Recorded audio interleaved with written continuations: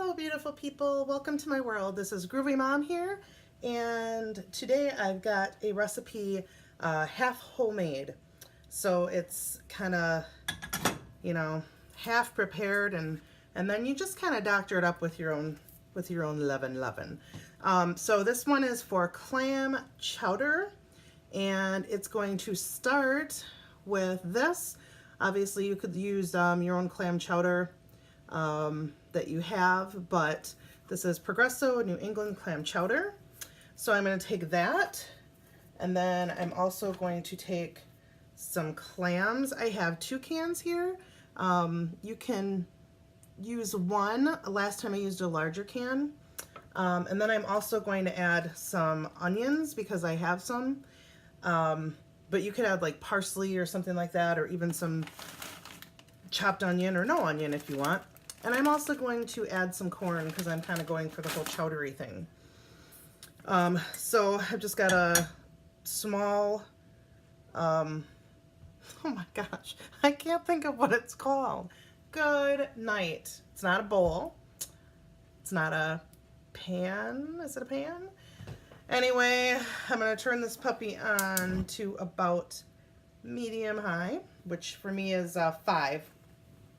And start it off. So this is super easy. This is another recipe I would say college kids, or if you're on a budget, it's a good lunch.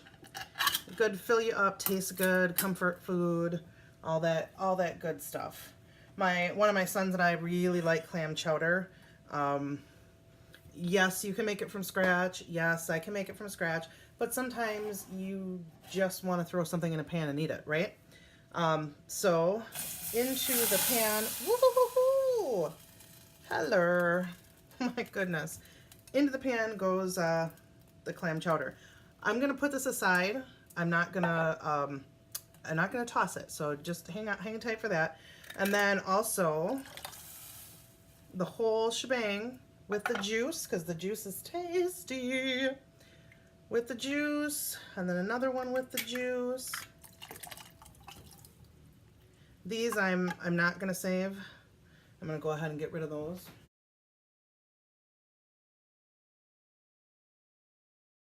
Okay, so remember I told you to hang on to that can, right? This is why, because I filled it about halfway with some milk, and you can use, milk or half and half, or some cream if you want to make it real rich. You could even use water if you wanted. I'm just trying to kind of increase the volume of the soup a little bit, but then also I'm just, kind of getting what's out of the can, and yeah, mainly it's increasing the volume of the soup, I guess. But so I'm just gonna go ahead and pour that in here. I mean, it says you don't need to add anything, but wow, we're trying to stretch this a little bit. Nothing wrong with trying to stretch it. So I'm gonna give that a little stir. And then I'm going to chop up these onions here and throw those in. Like I said, you don't have to do this. I think it looks nice, the color looks nice, but then also I like the flavor of it. So here's the onions, and I happen to have them too. And I also want to give a shout out. I'm planning to do another segment about some of my favorite dollar store items, and then some items that I would rather not get at the dollar store. But one thing is this knife. This was a dollar store knife. It's stainless steel, and it's turned out to be one of my favorite knives. It's sharp, and it fits really nicely in my hand. It's not too big, not too small, and it's from the dollar store. I mean, it's $1. I actually bought this to go camping because dollar store is close to me. I also have a Goodwill close to me, which is where I shop for a lot of this stuff, but happened to be at the dollar store, needed a knife, picked it up, and I threw it in my regular cooking utensil drawer instead of leaving it with my camping stuff.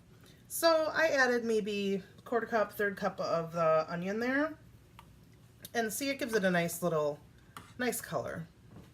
And then the other thing I'm going to add is just some frozen corn.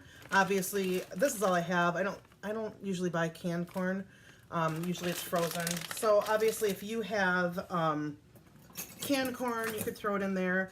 But one thing about any canned soup, it is one of the easiest things to make a little more out of. So, you know, like I know opening a can of chicken noodle soup's not that great, but if you throw some canned mushrooms in there or some diced pepper or something, it makes it prettier, makes it a little heartier, and makes it a little more, feel a little more like homemade than just opening up a can. Not that I'm against opening up a can, because sometimes that's all you can do, right? So this is kind of like a compromise between just eating a can and whipping it all up yourself. And it's still, as I said, a cheap meal. So see, now I've got the corn and the onion in there, and I'm gonna let this heat up. I turned it down just a little bit because it got mad at me and sizzled and woo, screamed out that it didn't want to be that hot. Or yeah. Okay, so then the last thing, or I have two more things I'm gonna add. I am a freak when it comes to garlic, so I add more to almost everything. I am just gonna go ahead with this granulated garlic. If you are a college student, this is one thing you should have. You can get this at the dollar store. You could probably get it at Walmart for 99 cents, but adding a little bit of garlic adds some flavor. Garlic and red pepper, both of those. I don't normally measure, but I'm going to do it just so for people that don't like to cook on the fly so much. So this is, yeah, I'd say gosh, like I said, I don't really measure. I guess I'd say I used about a quarter teaspoon and a half, how do you do that one? 3/8, whatever, quarter teaspoon. So what is a quarter teaspoon? Is it a dash? I'm not sure. Normally I would just throw it in the top and throw it in here. Okay, and then the only other thing I'm going to add to this, because I like the flavor, but I also think it looks nice, is just some freshly ground pepper. And as you can see, I added quite a bit. Some people might think, oh, that's not much, but to me, it's enough. So this would probably cook with the frozen corn. I mean, it just needs to heat. Everything's cooked, so it just needs to heat. Every time I make a video, my phone rings, but I think my phone rings constantly anyway. So we're gonna let this heat about maybe 5 minutes, and then we're gonna come back and give it a little taste. Okay, so here is my finished product in a bowl. I'm not gonna have any bread. Of course, you could have some garlic bread or a side salad or anything that would be tasty with the clam chowder. I think I'm going to have some tortilla chips on the side. That sounds good to me.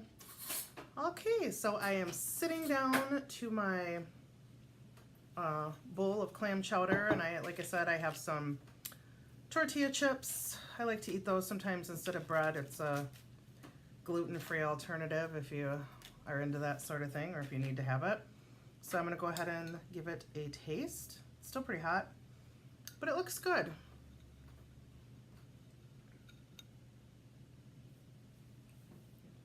And of course, you can use a fancier bowl or not, but I think with a couple little additions, it just makes it more of a meal, and you feel like you're eating something more substantial.